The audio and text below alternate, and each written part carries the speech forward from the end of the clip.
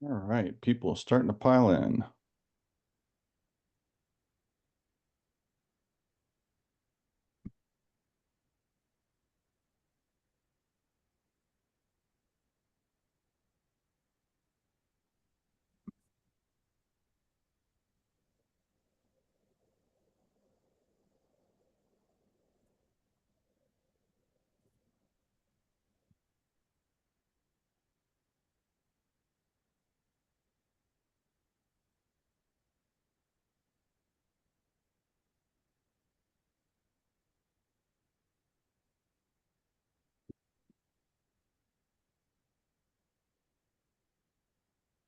Hey, Kevin, you've got something blocking the top of the slide, I think. Yeah, what is that? Give me a second. Sure. Better? Oh, Well, it looks exactly the same. Yeah, it looks like it's clearing up a little bit. yeah, there's something blocking the last ON on distortion there. Yeah, it's everywhere you have your cursor there, Kevin. That stuff. There, that's better. Down. Better? We're good? It is gone. All All right. right. Well, looks like people are joining up here. I'll go ahead and kick us off. So, in keeping with the AI theme this year, I'd like to introduce a couple of guys who run the Cyber Distortion podcast. And if you hadn't heard of them before, this will be a great introduction to listening to their take on a number of different topics. I've known Kevin for years. He's been a customer and confident security professional. We've worked together on a couple different projects. Only met Jason recently through the podcast, but looking forward to them sharing their thoughts on the future of operationalizing AI for business and what they are seeing in the field. And one more thing, these guys are going to be at the Lone Star Cyber Circus, December 12th in Grapevine, Texas, at the Hop and Steam Brewery. So if you want to go see them in person there, they're going to be doing a podcast live there as well. Over to you guys. Thank you. All right. Awesome. Awesome. Thank you, Josh. We appreciate it. And thank you to Fulcrum for having us for this great event. We've been enjoying it ourselves as well. It's been a lot of good information, a lot to consume and in a short amount of time. So that's awesome. So let's kick this thing off. Um, I know there's probably some people out there today that are thinking, hey, what are these podcasters going to teach me about AI and security? And, I get that. But before we go there, you should also know that as Josh said, I've been in IT and cybersecurity for a long time. I'm the information security director for a very large global 105-year-old automotive manufacturer in the auto industry. And we service a lot of the biggest retailers and warehouse distributors in the world today. So in my time there, I've been there 25 years now in some facet of IT, worn a lot of hats, and now just happen to be in charge of cybersecurity. But it's been awesome to work there. I've learned a lot over the years, and again, that's my day job. So I do feel that I've got a lot of experience in this area. But also, as Josh mentioned, we are co-hosts on our own podcast called the Cyber Distortion Podcast, where we talk about anything and everything in the world of cybersecurity, which includes AI. And that's going to be the topic of today's discussion is AI and cybersecurity. So with that, I'm going to hand it over to my cohort here, let him introduce himself, and then we'll get kicking off. All right. So guys, I'm Jason Popillion. And as Kevin said, he neglected to actually say the number of years that he's been doing this. I'll go one step further, and I've been in cybersecurity and IT for over 30 years. And so you've been in it that long. You've experienced a lot of things. And I've got all kinds of stories like fighting ransomware. I was a victim of ransomware attack and survived. I'll raise my hand to that one. You know, there's not a lot of survivors after you come out of one of those. But you learn a lot over the years. And so I currently, the company I was with before, I was the chief technology officer of that organization that was sold to a company, larger company. And now in the company that I work with, a large publicly traded company, I am actually running the AI initiatives for that organization. So I have the hat of having an extensive cybersecurity background, engineering background, as well as now AI background, and I've been doing that for several years as well. which is what brings us to this type of a topic. Kevin and I believe that you can't have a conversation about AI with not also having a conversation about cybersecurity. Those go hand in hand, regardless if you want them to or not. And if you are not talking about them in concert with each other, then you already have a gap in your philosophy, because the last thing you want to do is go full steam ahead in some great technology like AI without also considering all the cybersecurity implications that need to be in place. So in this talk today, we are positioning this talk to cover not only what we believe we are seeing and have done and are doing in the world of AI, but also what the cybersecurity implications are if you're going to be doing things like that within AI. And hopefully we'll give you guys a lot of feedback and interesting things that you might know or may not know. So with that, let's move into it, Kevin. Let's jump in, brother. Here we go. So guys, let's start with the real question. Is it hype or is it real? Even just a few months ago, I was at a conference and we were still having this conversation about, is it hype or is it real? And it strikes me that through this evolution, we have naysayers and we have believers like we always do. But yet until we see results ourselves, we're not willing to commit to it having real value. I will say, even being involved in it myself quite a bit, there's days where I'm thinking to myself, okay, is this just going to die out and the value that I've received is going to plateau and that's all I'm going to get out of it now and it won't be any better than that? Or is it going to continue to evolve itself? And I got to tell you, I continue to see it evolve itself. And by the way, in this slide right here, we're using examples that were found by Gartner, in fact, when they did a worldwide study. And this is just a few of those. So to give you an example of real life things that are happening, PO reconciliation is happening. Customer service and advanced chatbots is happening. That's kind of an easy one to kind of see happening with it. Risk analysis. These are the organizations that are performing those tasks worldwide. Now, risk analysis tends to be a common one, and more so because of the fact that AI and generative AI all originate out of machine learning. So when those types of technologies originate out of the basis for machine learning, and you start to see analysis being as a core part, you'll see that things like demand forecasting and regression test forecasting and all of that type of stuff that's embedded in the essence of machine learning and running against algorithms, you'll see that as a staple across AI as you go through here. That's almost a kind of an easy win, but it's complicated to do. And then this last one, evidence processing, is an extremely interesting one because Axon is the organization that produces the body cameras for police officers. And they're using the video footage from police officers to do a couple of different things, but two of those I'll highlight. One, doing facial recognition as they are encountering, an individual. If that individual has any priors, they'll be able to recognize that, tie it back to any of their priors and bring it up immediately for the officers. The other one is they use it to do transcriptions of the event as the event has unfolded. And it serves as a non-biased review of what occurred during that time frame, as from the perspective of the video footage that was taken. And so, and then they use that for however they're going to process the event as it occurred. So some interesting things in how other people are using AI that are real, not hype. That's actually happening today.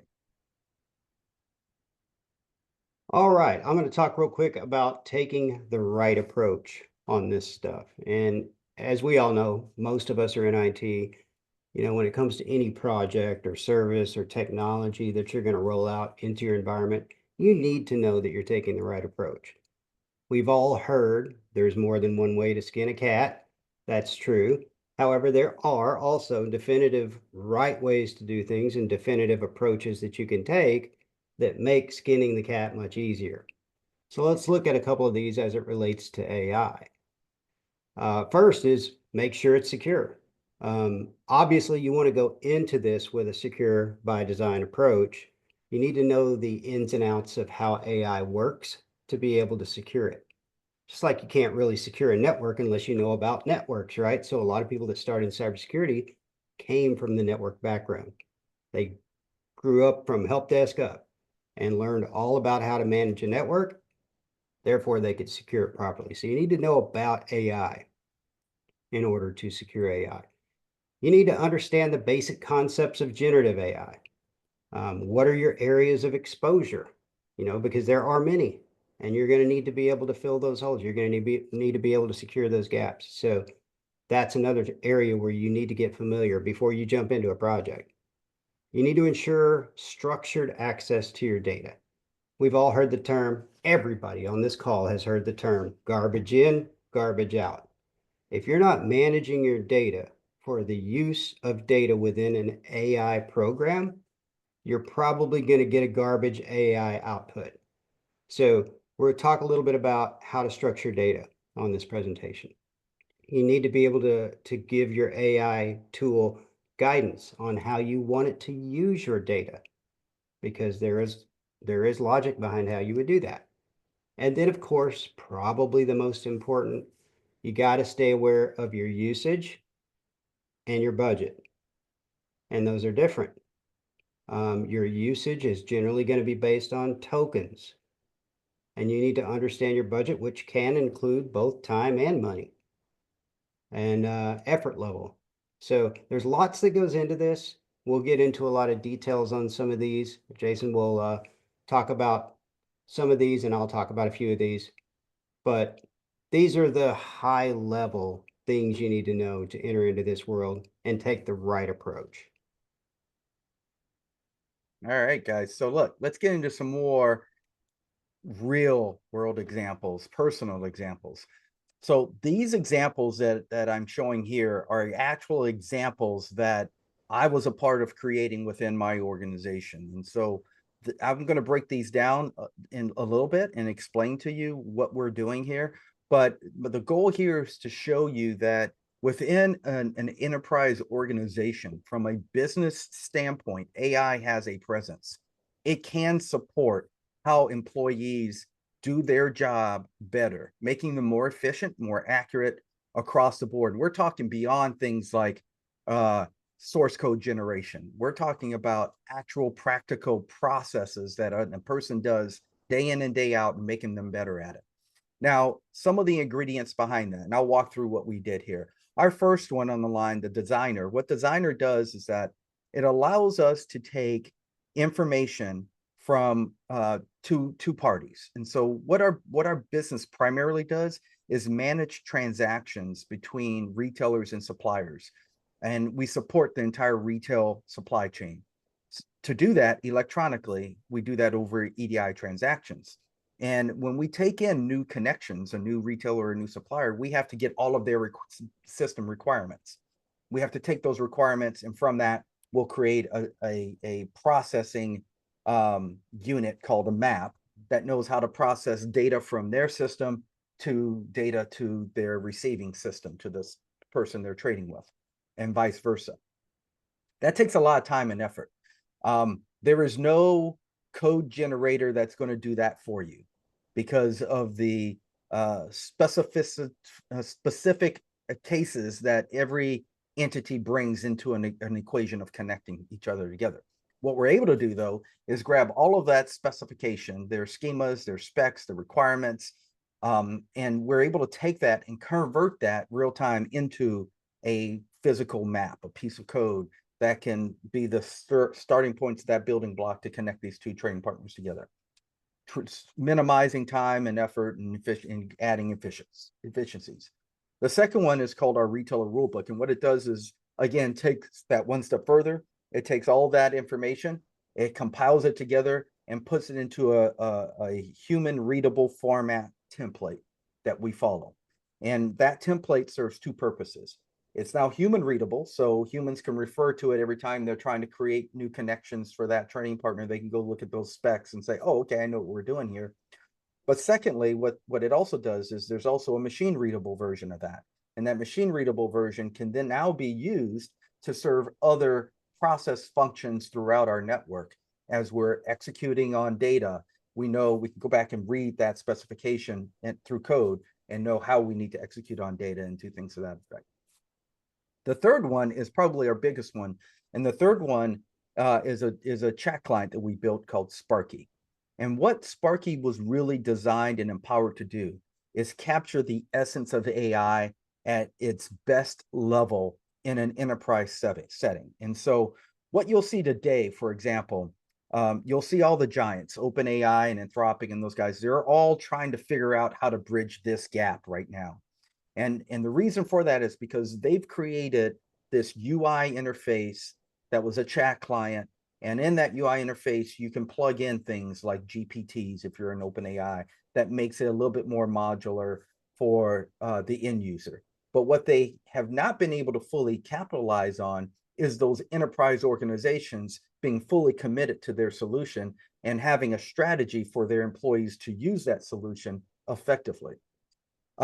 What we did, because we own the data we're bringing into it, is said, we know our business, we know our data. Let's use that tool and just incorporate the tool and then build a strategy around that. And the best way of doing that is to utilize three key aspects.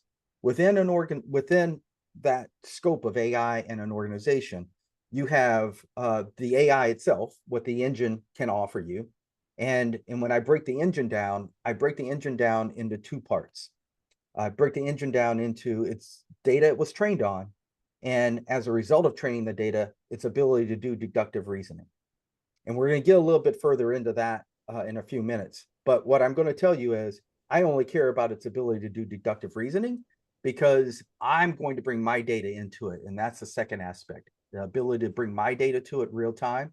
And then the third aspect is the knowledge that every individual employee has in their head on how to do a specific role or job. That's not documented anywhere. That's their unique attribute that they bring into the organization. Well, I wanted to be able to capitalize on all three of those things. And so this tool, Sparky, that's what it does. It allows us to have a private, secured, highly secured AI chat client that's scalable and extensible per employee. So an employee could bring their own use cases to it, modularize a use case, and then use that tool for their specific use case. And some of the use cases we have are it can generate PowerPoint presentations. In fact, this presentation we're looking at right now was generated, the baseline of this was generated by Sparky when we built it. It'll generate the content based on the content that we're giving it and we're saying we want to use. So it's still our content. It's formatting our content and making it structured. It'll generate the images and store those images in it. It'll structure all of that. It'll give us detailed talking notes. And then we just use it. We go into that and modify and move things around, create new images, and make it our own after that. But it gives us a really good starting point. But we've used it to do target customer messaging. We use it to do data analysis and do the basics like meeting transcriptions and summarizations. We've been doing that for a while. Generate images, do process automation. So this is an actual platform. So it's not just a chat client, that's what's on the front end, but the back end is a platform that we can plug into other networks services within our organization and utilize AI as well. And so from that, we can improve processes, do transaction analysis and demand forecasting out of it, pure machine learning stuff, as well as things like error categorization, which is the beginning blocks of the next step of being able to automate error management and things like that. So some real things that are happening in a business sense. All right, so let's look at this secure by design approach. We all heard as we were taking anybody who's ever taken the CISSP heard the statement, security needs to be baked in, not bolted on. That's what they're talking about right here, secure by design. You need to be thinking about security from day one if you're getting into any kind of project like this. Now, we said there's more than one way to skin a cat. There is, of course, and your budget, your deadlines, there's a lot of things that can play into that. Risk tolerance, what is your company's risk appetite? You know, what are the regulations you're having to adhere to? They can all be drivers for this kind of a decision, but never let deadline be a driver for security negligence. Ever, ever, ever, ever. There are certain security cornerstones that we all need to be thinking about regardless of project. So let's take a look at a couple of those. And we've kind of broken this down just into two sections and two obvious examples of a secure by design approach. One of them is kind of more bare minimum. So look at the one on the right, the more risky approach. Obviously, you're going to want to use a VPN. You want all the data that you're transferring from your company into these cloud-based AI solutions, assuming you're using, and you will be using, some cloud solutions. You need that data encrypted. You need to be looking at vendors that are trusted and vetted. You know, you're looking at the OpenAIs, the Anthropics. You can look at trusted third parties on your vendor list that you've done business with before. You might be looking or doing business with Microsoft Azure, AWS, Google Cloud. You want to use people that you've already vetted and that you trust has their security diligence in check. And then, of course, the last item on the right side there is an acceptable use policy, probably the most important item on this slide. And we'll explain why. We've got a slide dedicated just to acceptable use policies here later in our presentation. But we would consider this more bare minimum. It's a lot less effort, but you're going to have limited functionality. So let's shift over to the other side. Obviously, you're looking there. You still want to use the encrypted VPN. That's a no-brainer. You need to authenticate every single user going in and out of your tool. That's taking it a little bit further as opposed to applying the same type of security to everybody. You're authorizing everybody based on their level of access. That's what that third bucket is there. Restrict access by data or by user, or to your data by user. You can align your security between your network and your external AI resources. You trust and vetted third parties. I mentioned those earlier: OpenAI, Anthropic, AWS, Azure. Use people that you know have their diligence in order. And then, of course, the acceptable use policy, the most important piece. You need to inform your users what is okay, what is not okay. They need to understand that, because you don't want to be explaining why they put data that shouldn't have been up there in an LLM that they shouldn't be playing with. This is more scalable. It's higher in security, a lot more effort though, and a lot more functionality. So you see there's multiple ways you can go. A lot of that, as we said, will be driven by your project scope, maybe even regulations, but keep these things in mind. This is a secure by design, upfront, planned out approach. That's the key here. All right, let's get into some of the threats. So, guys, like I said earlier, right? When we approach these things, we think about it from a security first mindset, right? Secure by design mindset, and especially a very disruptive technology like AI has shown itself to be and continues to be. If it's that disruptive, you can guarantee adversaries are going to be looking for ways to use it against us. That is going to happen. So what are some of the ways? Bottom line, AI doesn't work without data. Data is how AI works. AI was trained on data. That's what gave it its ability to do deductive reasoning, to be able to understand and have a conversation or figure out the probability of the next word so it can give you a response. It has to use data. And in fact, even after an AI engine is trained, we're still bringing our data to it to answer more tangible questions. So we're bringing new data, fresh data into asking those questions and having it infer answers and things to that effect.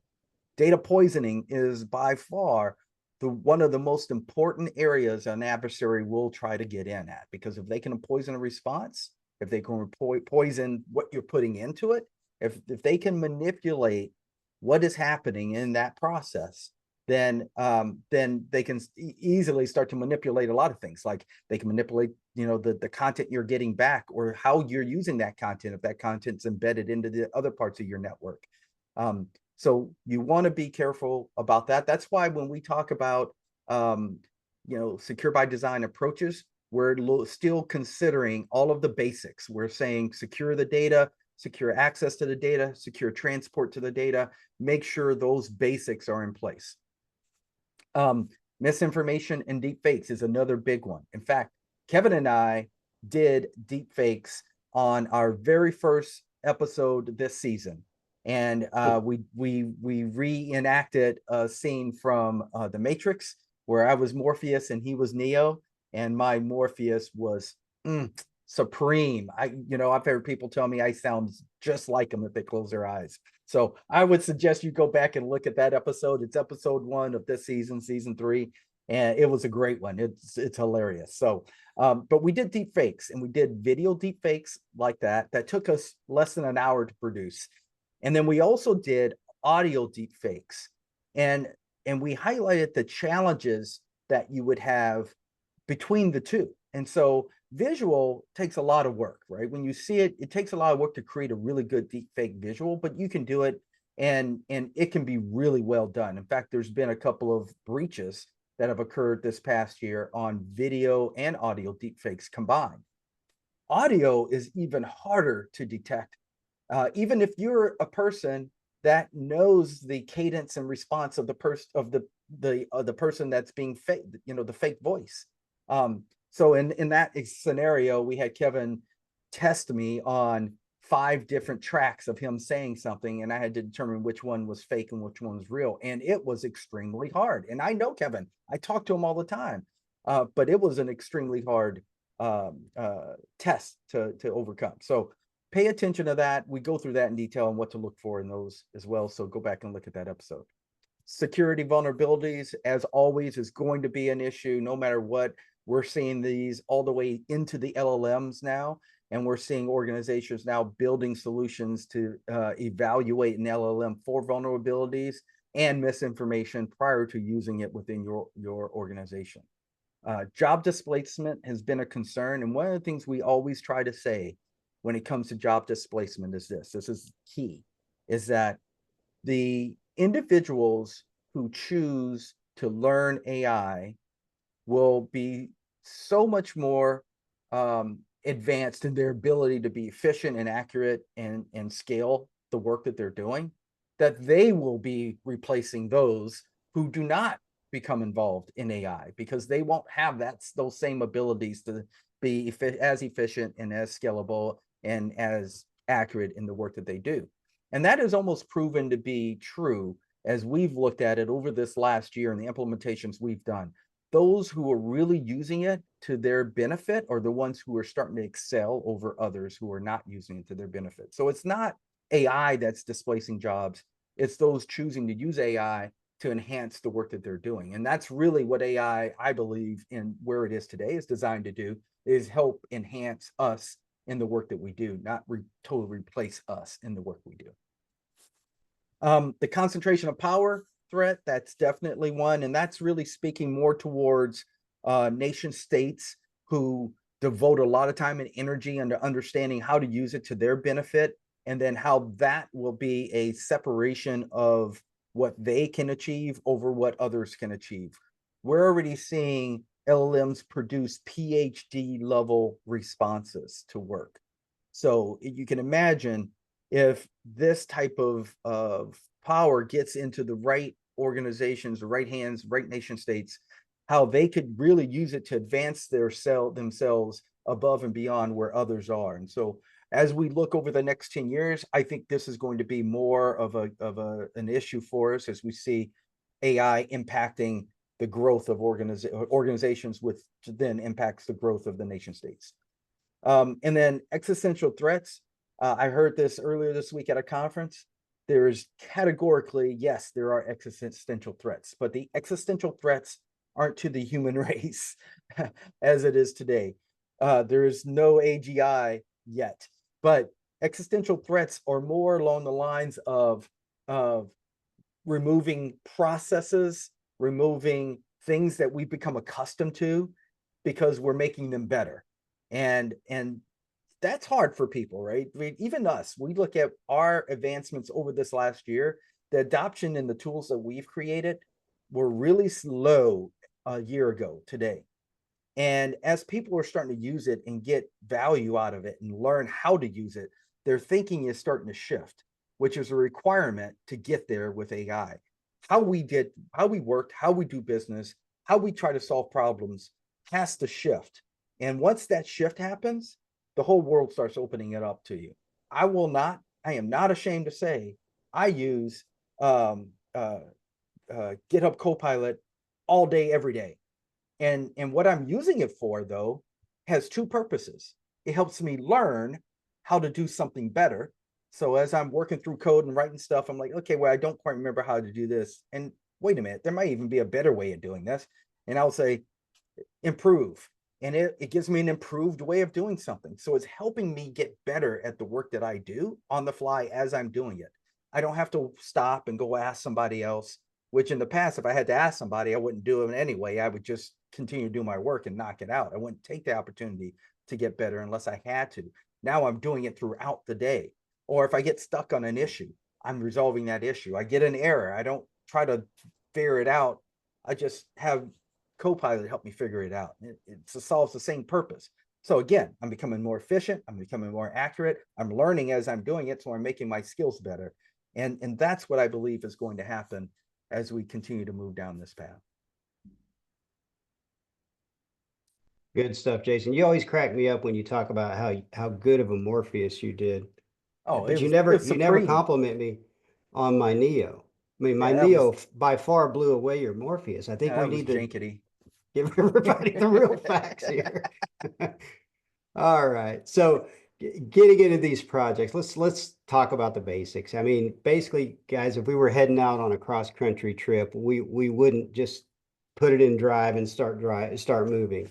We got to get our ducks in a row first. You know, we got to crank up the Pink Floyd so that we're ready for this road trip, right? Or no, we need to go turn on our Waze and put in the destination of where we're headed. Then we can throw it in drive. Well, after Waze does a 10-minute update that you have to sit there impatiently waiting on. But the point is, you got to get your ducks in a row. So what are some of those ducks, and what do you really need to be aware of? Obviously, you need to understand what large language models are, LLMs. We've all heard of an LLM, but what is it? So we'll talk a little bit about that. The LLM context window size is very important. How to protect your data, can't stress that one enough. And then there's AI-centered security. Many people think AI just popped up in the last couple of years because of ChatGPT and the global attention that it's getting now. But AI has been around for since the 50s. So this isn't new. We're not first. We didn't come up with this just recently. It's been out there. Granted, it's gone through several AI winners where there wasn't a lot happening since the 50s, but now there's investors investing, there's companies that see the potential. Technology is now able to keep up. And so you're starting to see this boom again, right? So, but there's a lot of places where AI was already in use. We may have been referring to it as machine learning, which is just a subset of AI, but we'll talk about some of those. And I'll show you some examples of where that's happening today in our world of cybersecurity. So with that, Jason's going to talk large language models for you. So let's get into this loveliness. Large language models, or LLMs. So, I'm sure everybody now has heard about this. You might not know exactly everything about it, but you've heard about what it is. It is the engine, what I call the engine, or at least the little brain behind how all of this stuff works. Is what we've trained and put all of our knowledge into. And it's what has this ability to do good deductive reasoning. And, that in of itself can be an argument. Some people say, does it really do deductive reasoning? Or, because deductive reasoning requires this and that and this and that. Here's the end of the day. This is how I break it down. If it's doing what I expect deductive reasoning to do, the result of that, then it's doing deductive reasoning. I don't care if the numbers don't add up behind the scenes. But at the end of the day, it's deducing an answer.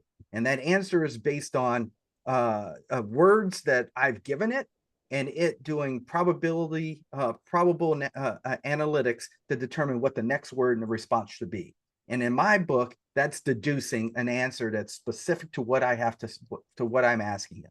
So when I look at, again, we talked about data and we talked about the aspects of an LLM, its ability, the data it was trained on, and its ability to do deductive reasoning. I don't care about the data it was trained on because I'm asking it 90% of the time. I want it to answer questions about my data, not the data that it's been trained on. In fact, the data it was trained on, I already have access to that. It's called the internet. I can go do some searching on the internet and find that stuff. It's nothing new, but I wanted to ask it questions that it knows against my data. So I take the deductive reasoning aspect and I take my company data or data, private proprietary data, and I bring them together. That's the important part of what I'm trying to do here. The second important part to this is that the data it was trained on has a cutoff date. So the problem with that is that you have to continue to train those LLMs to give them more knowledge. Again, if the deductive reasoning is good enough, I don't care. I can continue to dynamically bring more data to it real time using RAG, retrieval augmented generation. And through that process, I can continue to dynamically bring data to it to answer questions without having to retrain it, because training costs a lot of money and a lot of time. And no one has that. No, people don't want to do that, right? You can't get there very fast. Even fine tuning anymore is not worth it. It's starting to prove itself to be not worth it. In certain situations, yes. But in the vast majority of situations, when you can use RAG to augment, absolutely not. I just had this conversation yesterday with Oracle, by the way. Second to this then is on the other side, company data, it's infinite. It's going to continue to grow and emerge and evolve. And as it does, I can continue to bring that into the fold at little cost to this equation. So I'm not paying a bunch of money to give it more information. I'm dynamically able to achieve that. And I'm able to get that ecosystem around my information that matters. So I'm not interested in what was trained on. The training has an end date. I can be infinite with my company data, and I can get actionable answers with my company or proprietary data through processes that are there today. And that's what I need. I needed to answer questions about my company. That's what I'm using an LLM for. Anything else with an LLM, I really don't care about.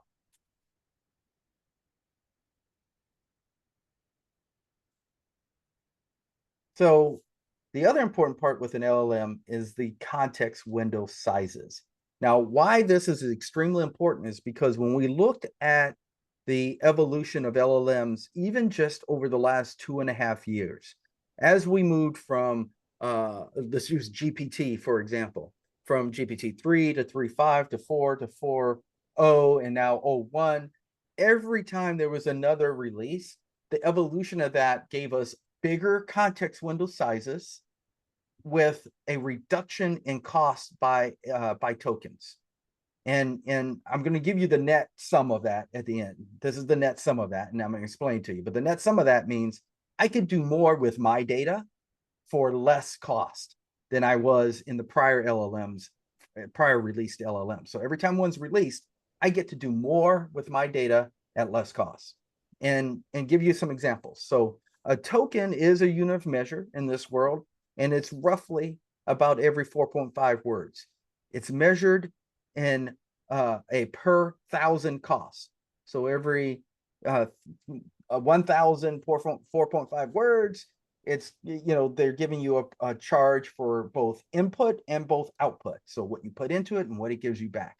That's rated differently because of the CPU cycle or GPU cycle that has to happen in the middle. I give it information, it has to take that into context. That's where my context window size is very important.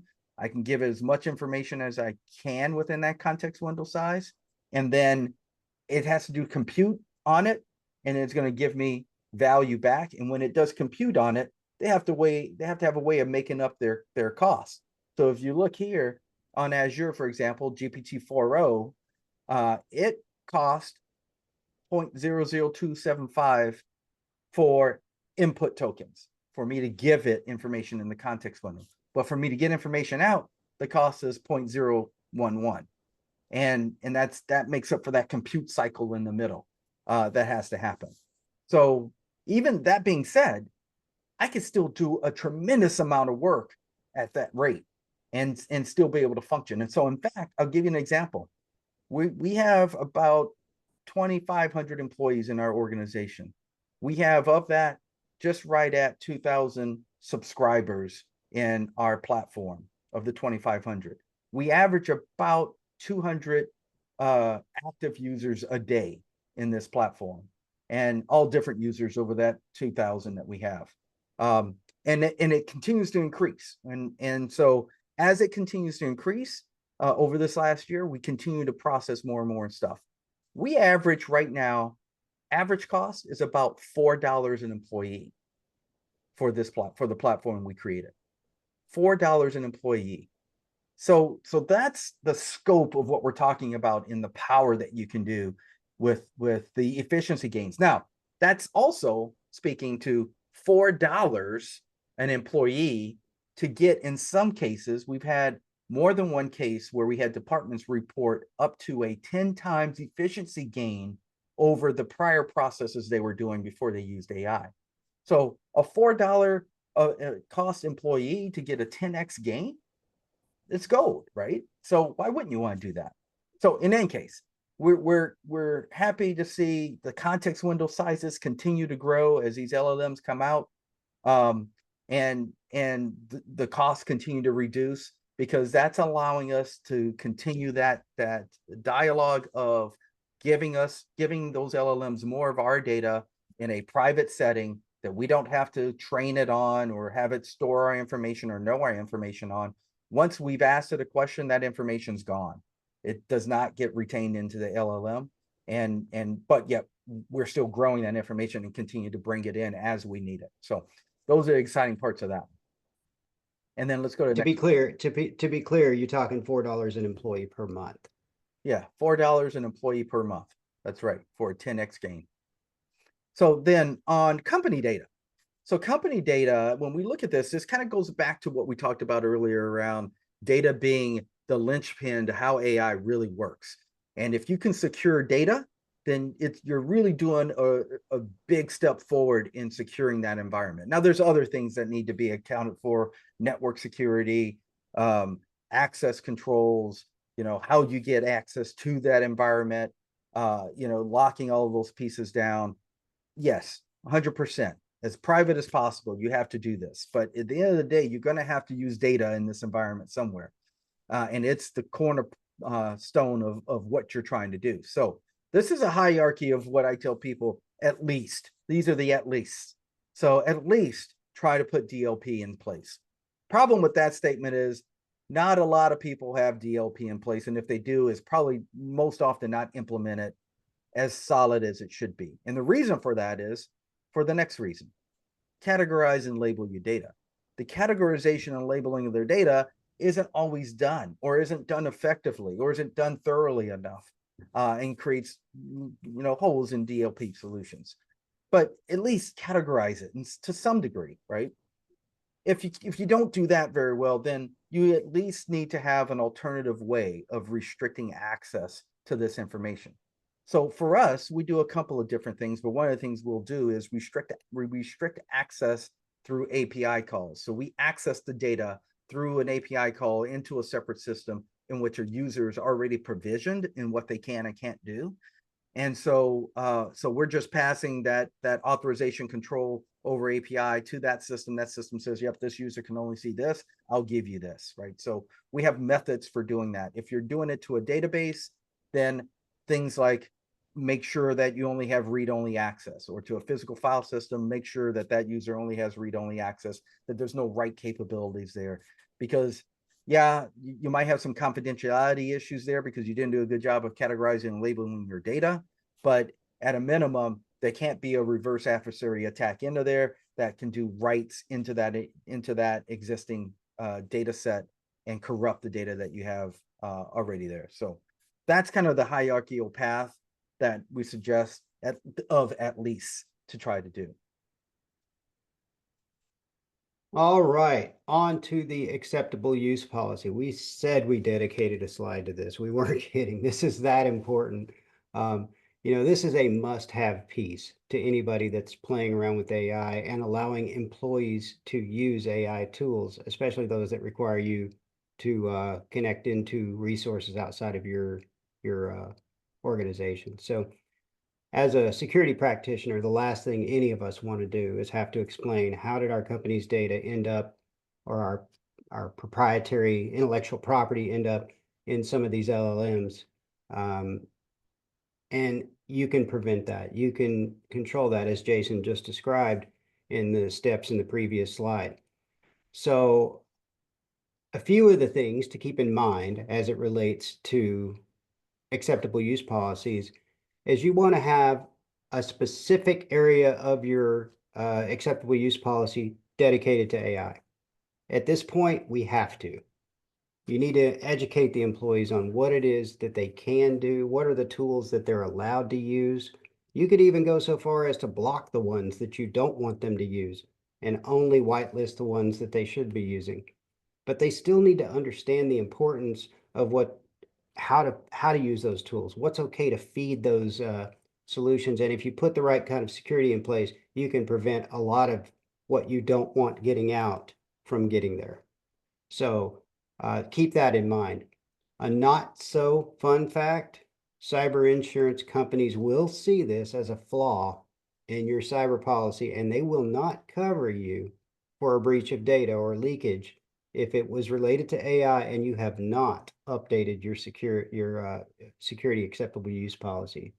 So that's one of those things you definitely need to keep in mind. And lots of companies, we read this all the time. They're struggling to get a good acceptable use policy defined around AI. And I think the big reason for that is because a lot of people just don't understand AI well enough yet. The tools are out there, and if you're not blocking them, guess what? Your employees are already using them. So you need to be on top of that and keep that in mind. And if it's going to make their job more efficient, what's to prevent them from feeding those tools your company data? Right now, if you don't have DLP in place, nothing.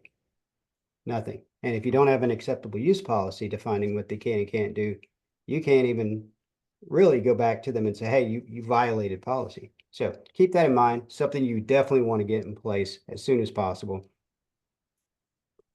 The next one is the security-centric AI examples. We said we were going to show some examples of how AI is already being used today.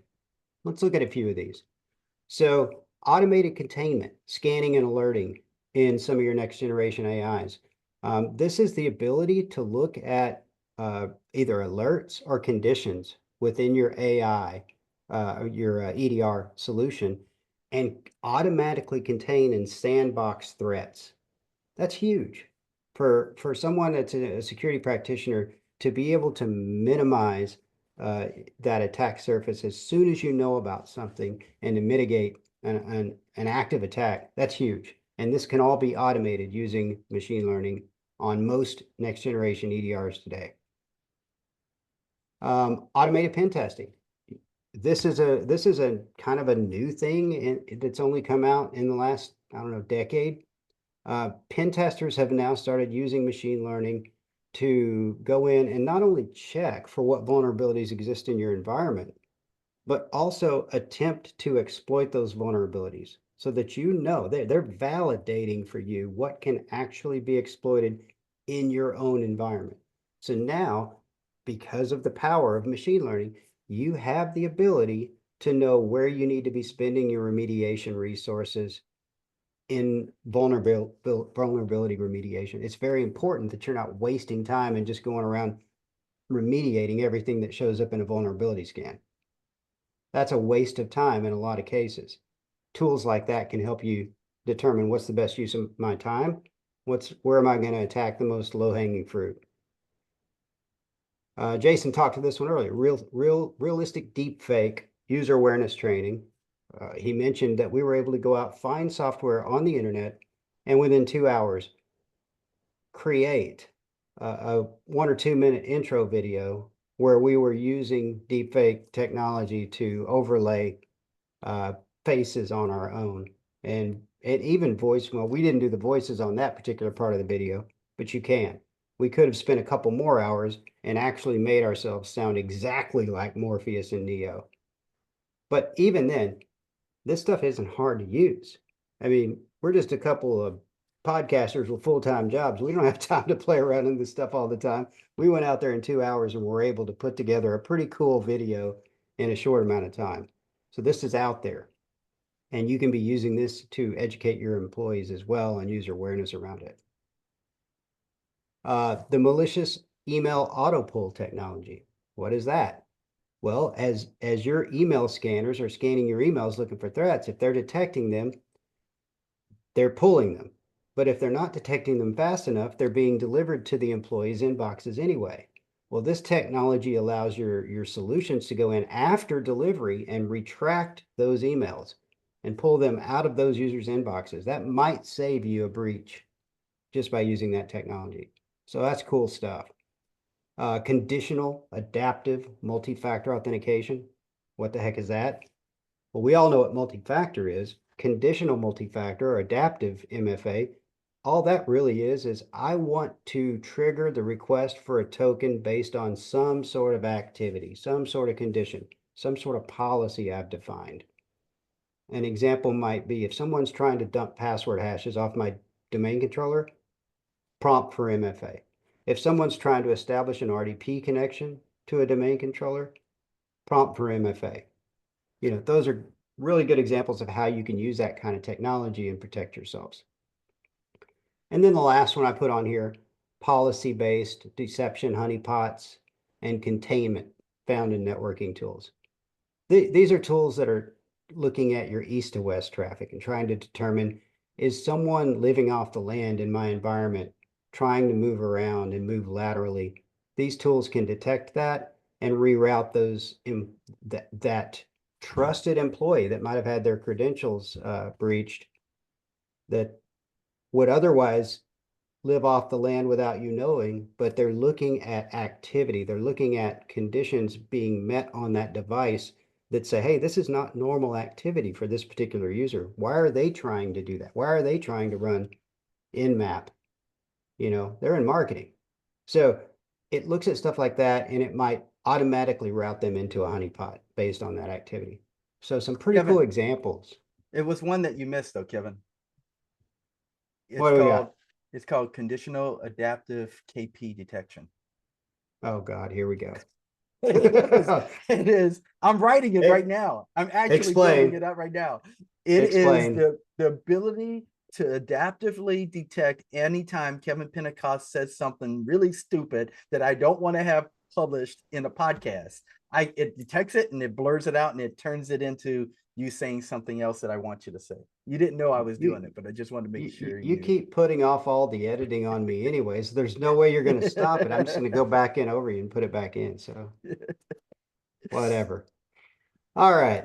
Let's talk real quick on AI weaponization. We have a really good buddy. A lot of the folks from Fulcrum will know this gentleman, Justin Hutchins. We call him Hutch. He's a real good friend of ours. He wrote a book called The Language of Deception, Weaponizing Next Generation AI. One of the quotes in his book says, by speaking their language, humans have hacked machines for decades. But now, with machines speaking our language, the era when machines will hack humans is upon us. Man, I don't know about you guys, but that's a pretty thought-provoking quote.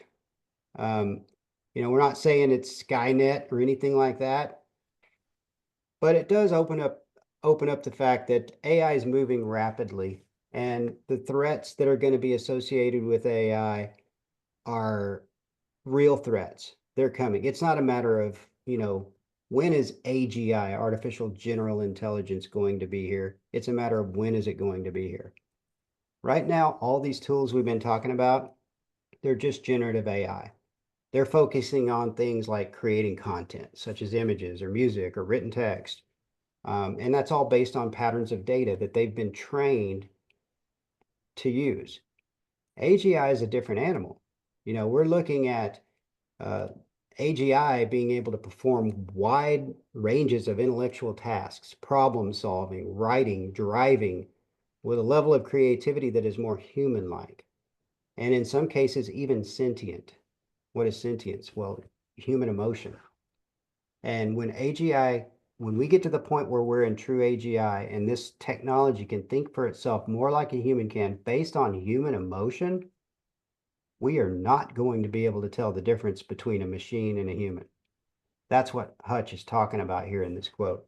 It's a scary time, but it's going to get even more scary. And we're not trying to scare anybody here.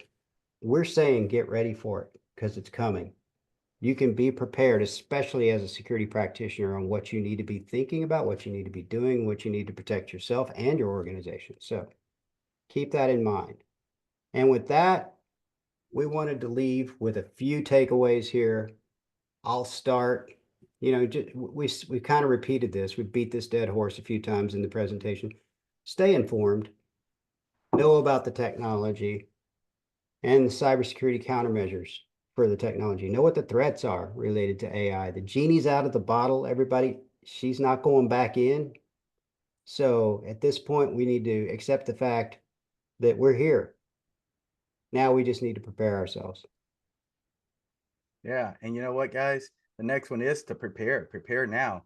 Kevin and I have been saying this for just about a year now, but I'm starting to hear, I was just at a couple of conferences this week where I heard the same statement happening from other AI experts that were saying, sitting on the sidelines, those days are gone. It's time to jump in and get ready for it because it's not going away. The choo-choo train has left the station. It is moving. It is time to get on board and figure out what you're going to do. And now you do that the best way by starting to prepare. Yeah. And then speak the lingo. If you're not familiar with what prompt engineering is, Jason talked about how AI is not here to take jobs. People that are learning how to leverage AI are the people that are going to be taking jobs. The other people are just going to get left behind because they're going to be less valuable. They're not going to be as efficient. They're not going to get that 10 times efficiency uptick that he spoke about with the solution that was built using AI. So get familiar with prompt engineering because that's the language these tools speak. You need to understand how to speak to an LLM. How do I even ask it to give me something back that I need? And if it doesn't give me what I need the first time, how do I tweak what I said so that it will the second time or the third time? It's fine tuning what you're saying to it. Yeah, and the last one is accept that AI is here and it's the future. It is definitely that. The proliferation of where we are going to see AI in action is going to continue to grow. And eventually you are going to train yourself on how to use AI better. That is going to happen. So the sooner you start doing it, the sooner you can take advantage of it, and sooner you can be one of those individuals who is more positioned, better positioned to do more with your future. And with that, we'll leave you with our contact information. So this is how you can reach us. If you're interested in the podcast, we are out on YouTube. We have a blog site there at cyberdistortion.com. I'm located in Dallas. Jason is in Des Moines. Podcast everywhere because of green screens and the magic of technology. And we do live events. As Josh mentioned earlier on, we're doing the live event in DFW coming up in December. Hopefully we can see some of you guys up there. If you saw this presentation, come up and let us know. It'd be cool to talk to you and see what you thought about it. We're also out on Twitter at Distortion Cyber. So with that, I'll hand it back over to the team at Fulcrum. And I don't even know if we have any time for questions, because we're right up against it.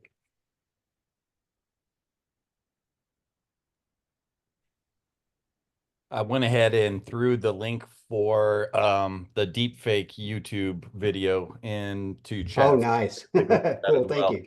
And see you become Neo there. Let's see here.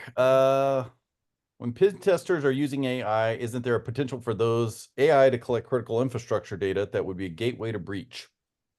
It's from Spencer's got a couple questions here.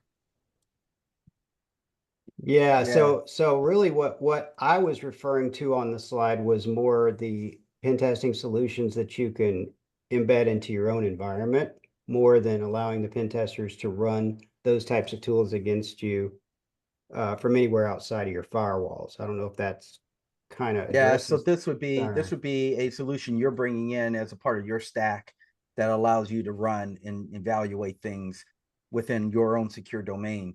I don't know if I would be very open equally. I mean, but I don't know if it's exposing a whole lot more than what you're already exposing when you bring a pen tester into your environment, the third-party pen tester into your environment to do work.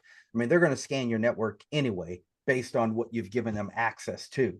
And as long as your security team has create a good perimeter around what you want them to scan, and they can't go beyond that. Obviously, if they do, then you have some vulnerabilities there.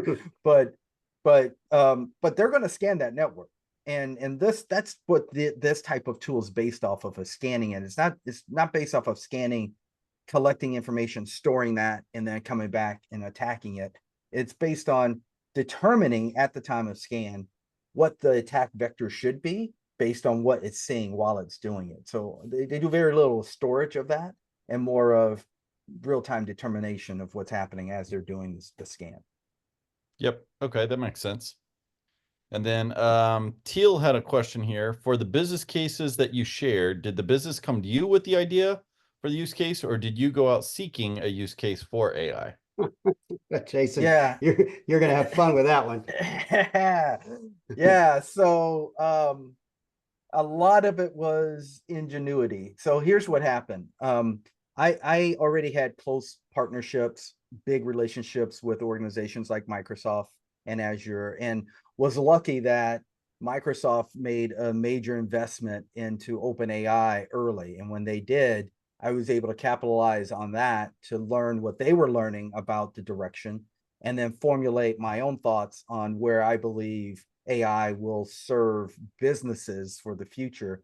And it was quite honestly, it was those 2 years, there was a lot of back and forth where there were times where I was innovative in the thinking, far ahead of what OpenAI and Microsoft was doing on their stuff.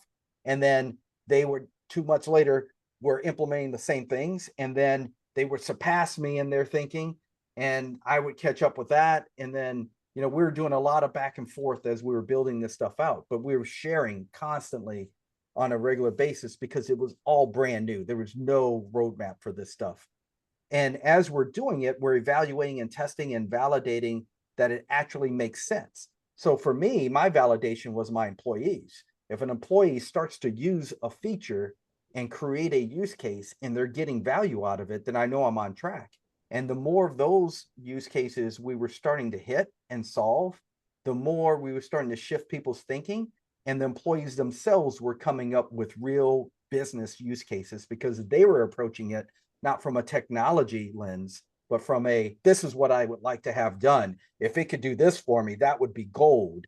And then we'd say, okay, sure, let's go do that. And we would do it with technology. And then they were like, oh my gosh, look at this.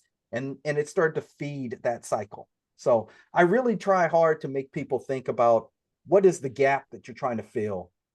What is the biggest problem or pain issue that you're trying to fill? And then let's see if AI can fit that for you. And most often we're finding ways where it can, especially if it's process related or time constraint or resources constraint related. Yep, that makes sense. All right. I don't see any other questions out there. Thank you, Kevin. Thank you, Jason. We appreciate your time. And everybody go check out their podcast if you haven't yet. It's really good. Thanks, everybody. Thank you, guys. Appreciate it.